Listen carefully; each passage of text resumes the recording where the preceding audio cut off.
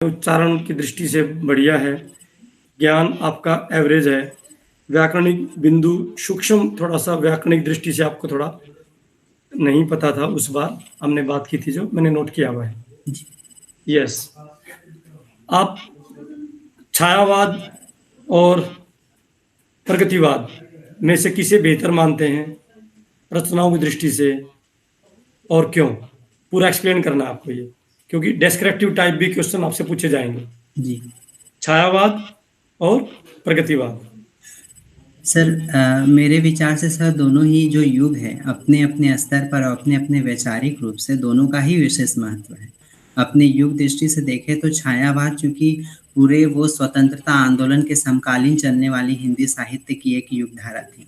तो वहीं जो प्रगतिवाद है वो लगभग 1936 से शुरू होने वाली है। तो मेरे विचार से दोनों ही जो धारा हैं हिंदी साहित्य के लिए महत्वपूर्ण हैं और दोनों ही धारा का एक विशेष योगदान हिंदी साहित्य में रहा है सर।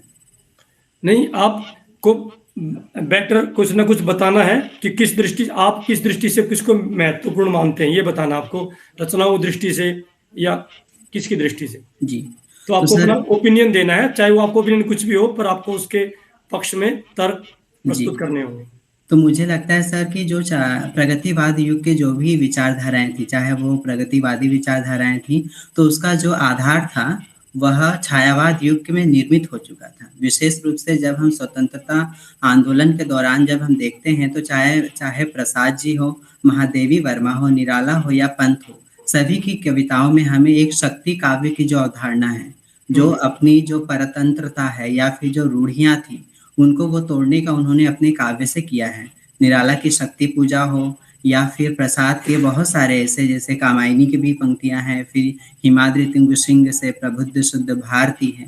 और शक्ति काव्य का सर जो आरंभिक पूरा राम का जो चरित्र है या उसका निराशा है, उसका जो हताशा है, वो कहीं न कहीं जो स्वतंत्रता आंदोलन में भाग लेने वाले स्वतंत्रता सेनानी हो या फिर एक सामान्य व्यक्ति हो, उसकी जो मन की जो निराशा थी, उसको उन्होंने चित्रित किया है। तो वह पूरी जो कविता है एक तरीके से हम कह सकते हैं स्वतंत्रता आंदोलन को अगर हम देखें तो उस दृष्टि से मुझे लगता है कि वो प्रगतिवाद से एक स्तर पर आगे हैं और यही शक्ति की जो भावना है वो फिर प्रगतिवाद में श्रमिक वर्ग और पूंजीपति वर्ग के बीच में वो आता है सर। नहीं, आपने दोनों को बराबर संतुलन पे बना दिया। निष्कर्ष तौर पर आप क्या कहना चाहेंगे, छायावाद को श्रेष्ठ मानते हैं या प्रगतिवाद? सर मैं छायावाद को ही श्रेष्ठ मानूंगा क्योंकि रचनाओं के आधार पर, रचनाओं के भी आधार पर और उन्होंने जो शिल्पगत जो भी चीजें हैं हिंदी साहित्य को मिला है वो छायावाद उससे समृद्ध रहा है सर, ज्यादा समृद्ध रहा है। जी, चाहे भाषाई रूप से हो सर या विषय के रूप में भी। Okay okay okay. एक उदाहरण अलंकार होता है और एक दृष्टांत, दोनों में कुछ अंतर होता है क्या? सर उदाहरण दृष्टांत अलंकार सर प्रथम जो सर मुझे क्लियर अभी याद नहीं है। हाँ, एक पंक्ति बताकर दूसरे में उसका उदाहरण प्रस्तुत किया जाता है जी। और जो उदाहरण अलंकार होता है वो वाक्य साम्य भी बोलते हैं उसको, वाक्य के द्वारा समानता दिखानी, एक ही चीज की कईयों के साथ समानता दिखानी, जी, उसको उदाहरण अलंकार बोलते हैं। ठीक है। ओके। आप मुझे बताइए कि नवगीत जो परंपरा थी उसकी क्या क्या विशेषताएं थी? सर नवगीत परंपरा मुख्यतः जब नई कविता शुरुआत होती है तो उसी जैसे कि छायावाद में जो लय और छंद का प्रयोग किया गया तो उसकी एक धारा चल ही रही थी समांतर रूप से, वही धारा जब नवगीत यानी जब नई कविता शुरुआत होती है जब 1953-54 के आसपास, तो उसी धारा में उन्होंने लय और छंद के आधार पर उस समाज की भारतीय समाज की जो समस्याएं थी या फिर जो कवियों की वैयक्तिक अनुभूति थी, मतलब शुरुआत करने वाले शुरुआती कविता कौन सी थी जिससे आप मानते हो इससे शुरुआत हुई नवगीत की? सर वो राजेंद्र प्रसाद जी की कोई एक रचना है, मैं अभी याद नहीं कर पा रहा हूँ सर। ओके, गीतांगिनी। गीतांगिनी, जी सर। ओके, मुझे 5 प्रवृत्तियां बताइए प्रगतिवाद की, प्रगतिवादी काव्य की 5 प्रवृत्तियां। जी सर, सबसे पहले इसमें सर्वहारा वर्ग के प्रति जो संवेदना प्रकट की गई है। दूसरा है कि इसमें वर्ग चेतना के प्रति जो क्रांति है वह उस कविता में मिलता है।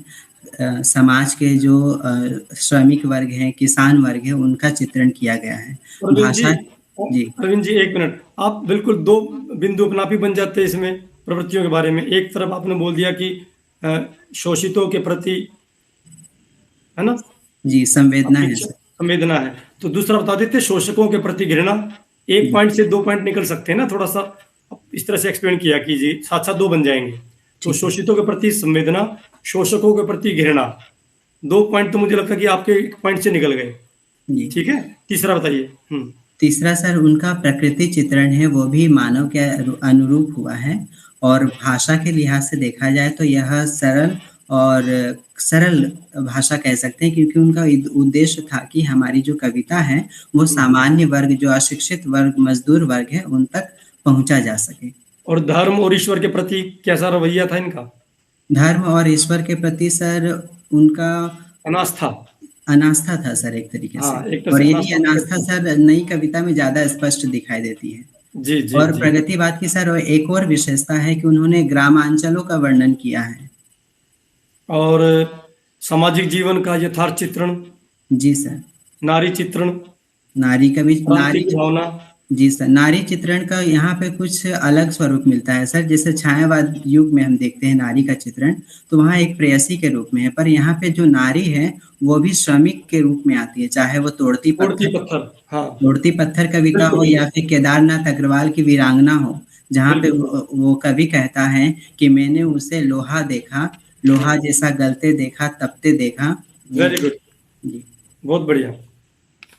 ओके, आप ये जो भारतेंदु युग है, जी सर। हाँ, क्या आप ये मानते हैं कि भारतेंदु युग ने अ, खड़ी बोली को काव्य के रूप में एक मजबूत आधार दिया, ऐसा कुछ मानते हो? सर खड़ी बोली को भारतेंदु काव्य के रूप में या काव्य के आधार प्रदान किया या नहीं किया, क्या मानते हो आप, क्या सर काव्य योगदान? के रूप में तो भारतेंदु युग को नहीं कहा जा सकता है, क्योंकि गद्य के रूप में तो उन्होंने खड़ी बोली का मतलब कोई संदेह नहीं कि उन्होंने विकास किया है। पर भारतेंदु युग में यही भाषाई द्वैत था सर। कविता के क्षेत्र में जहाँ उन्होंने ब्रज भाषा का प्रयोग किया, तो वहीं गद्य में उन्होंने खड़ी बोली का प्रयोग किया। तो अगर तो काव्य की द्विवेदी दृष्टि युग से को कह अगर सकते हो आप, द्विवेदी युग को कह सकते हो कि खड़ी बोली का प्रयोग काव्य के रूप में। जी बिल्कुल सर।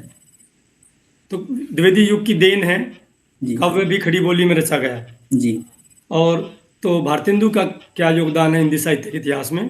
सर भारतेंदु युग का योगदान सर वैचारिक रूप से बहुत ज़्यादा महत्वपूर्ण है, क्योंकि भारतेंदु युग रीति काल के बाद आने वाला पहला पहला युग है, जहाँ पे वो सभी जो तत्कालीन समय की समस्याएं थी वो पहली बार उन्होंने साहित्य से जोड़ने का काम किया। चाहे देश के चाहे राष्ट्रवादी विचारधारा हो, या फिर सामाजिक समस्याएं हो, या फिर स्त्री समस्याएं हो, उन सभी को साहित्य के माध्यम से प्रस्तुत करने का श्रेय भारतेंदु युग को ही जाता है। चाहे नाटकों के माध्यम आप नाटकों के अरविंद जी कहाँ से हैं आप? सर मैं झारखंड से हूँ सर। हाँ, स्त्री नहीं बोलना बेटा, स्त्री बोलना है। स्त्री। स्त्री, स्त्री, ई तो इसमें है ही नहीं। कम से कम स्त्री। आपको गलत नहीं बोलना। और कोई बोलना चाहे तो बोल सकते हैं, क्योंकि भाषा के प्राध्यापक और सहायक व्याख्याता को से ऐसी अपेक्षा नहीं की जाती कि वो शब्दों का गलत उच्चारण करें। आप तो सुधारने वाले हो औरों का उच्चारण। जी आपको तो सर। ये कर्तव्य बनेगा, ड्यूटी होगी आपकी कि आप औरों को सुधारें। और आप जी खुद ऐसा करेंगे तो वो क्षेत्रीय प्रभाव होता है, रीजनल इफेक्ट है, तो ज़्यादा बड़ी बात नहीं है। पर मैं आम लोग कोशिश वहाँ करूंगा बोलते सर हैं। कि सुधारने का।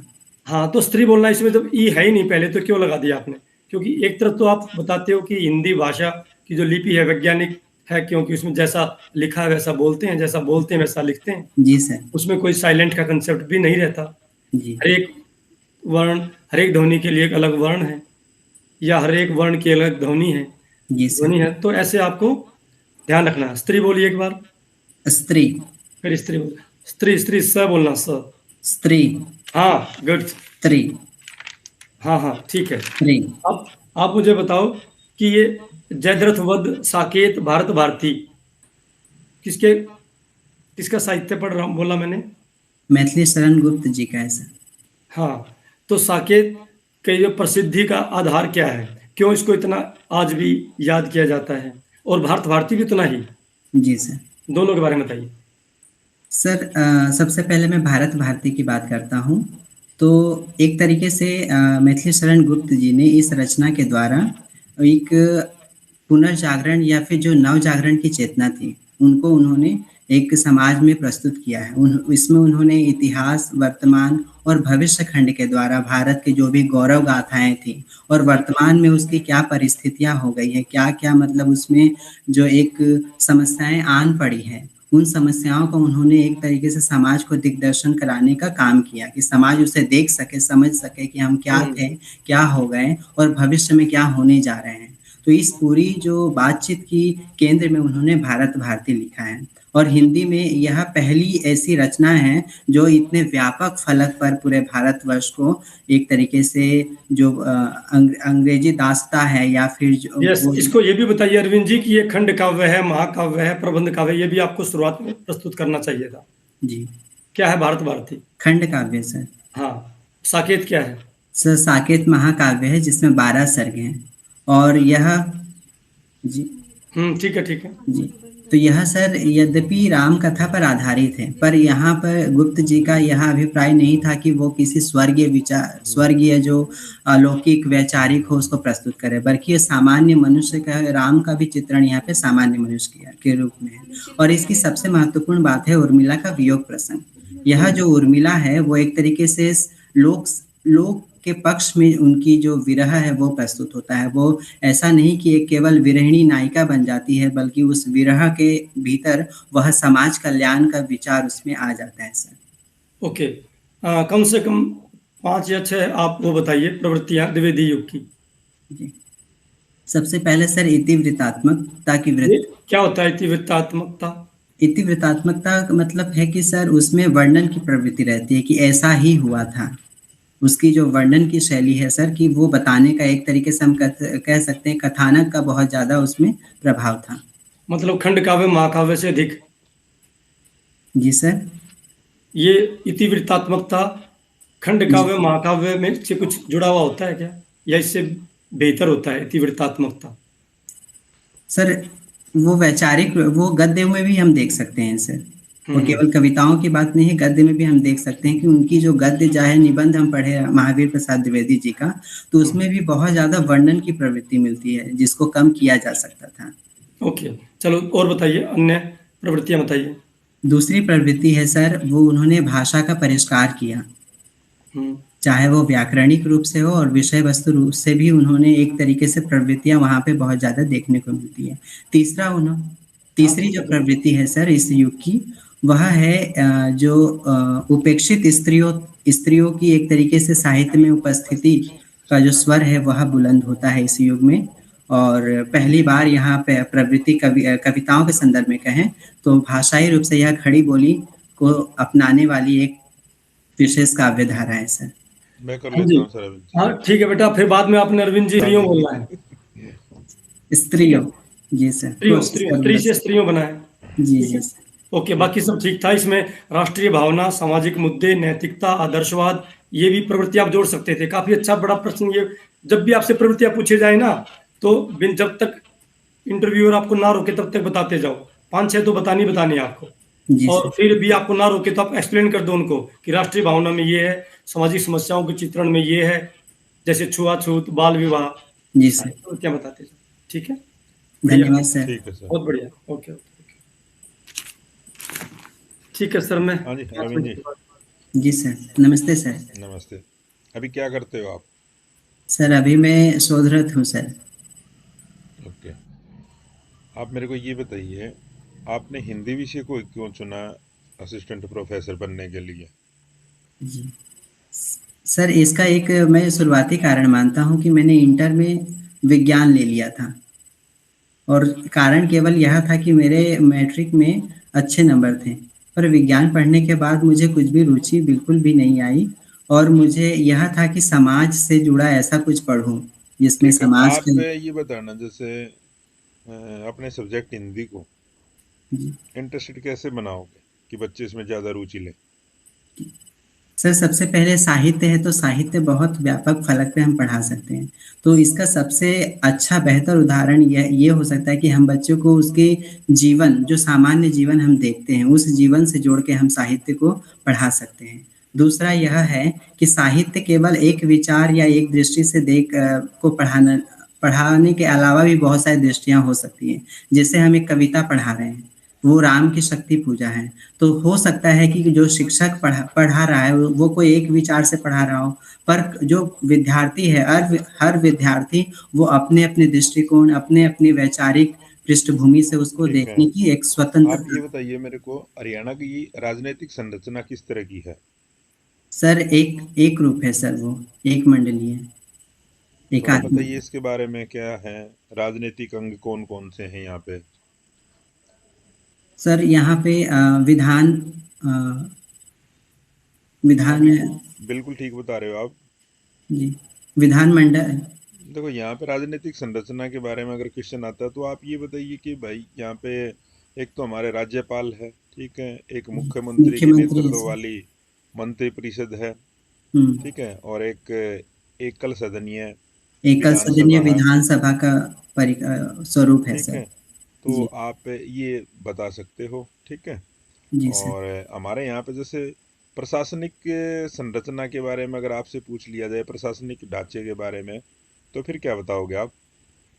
सर प्रशासनिक ढांचा भी यही बताया जाएगा ना सर, कि नहीं, यहाँ की। प्रशासनिक ढांचा तो अलग अलग है ना, ये तो हमारी राजनीतिक संरचना थी। जैसे जी। प्रशासनिक ढांचे में तो आप ये बताओगे जैसे कि हमारे यहाँ पे पहले तो डिस्ट्रिक्ट होता है। जी सर, जिला। हाँ जी, डिस्ट्रिक्ट होते हैं, जो डिस्ट्रिक्ट को हमने फिर जितने भी हमारे जो डिस्ट्रिक्ट हैं उन्होंने उनको हमने क्या कर दिया है, मंडलों में सर। हाँ, डिवीजन में डिवाइड कर दिया उसके बाद, ठीक है। जी। पहले तो जितने भी हरियाणा, सॉरी मैं कह रहा था ना जिलों के नहीं, पूरे हरियाणा को हमने डिवीजन में बांट दिया है, और डिवीजन के अंदर फिर आते हैं डिस्ट्रिक्ट्स आते हैं, ठीक है। जी सर। जी सर। और फिर हर एक डिस्ट्रिक्ट के अंदर तहसील होती है, जी। ठीक है, फिर खंड होते हैं, ठीक है। तो ये चीज़ें आपने बतानी पड़ेंगी यहाँ पे, जी सर, मैं देख ठीक है। लूँगा। जी कोई नहीं, सर। इसके बारे में मैं आपको बता दूंगा। आप ये बताइए जैसे हमारे यहाँ पे हरियाणा के अंदर कुछ ऐसे जिलों के नाम बताइए जहाँ पर उद्योग ज़्यादा विकसित हुए हैं। सर गुरुग्राम, ठीक है। पानीपत, सोनीपत, भिवाड़ी। ठीक है, सबसे ज़्यादा लड़ाइयाँ हरियाणा के कौन से क्षेत्र में लड़ी गई? सर कुरुक्षेत्र है, और पानीपत में भी सर एक प्रसिद्ध युद्ध हुआ था।